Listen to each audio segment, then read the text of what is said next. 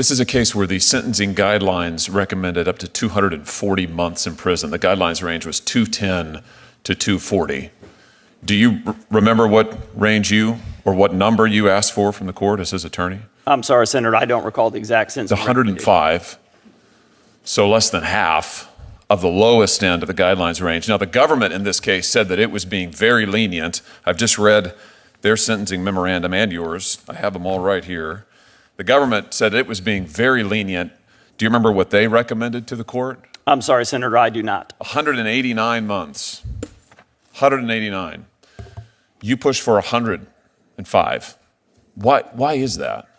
Well, Senator, I'll note first, I've prosecuted those cases in equal number to the number I've defended. And so I have worked with victims, and I understand.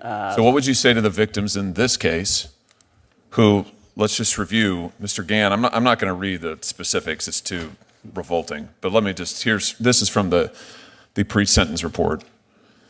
This particular defendant, this is sanitized, but it's still unpleasant. The defendant used multiple mediums to access, obtain, and distribute depictions of child rape, bondage, and sexual exploitation. He used dating websites to meet people offering children for sex. He used email to send depictions of child sexual exploitation to his cohorts.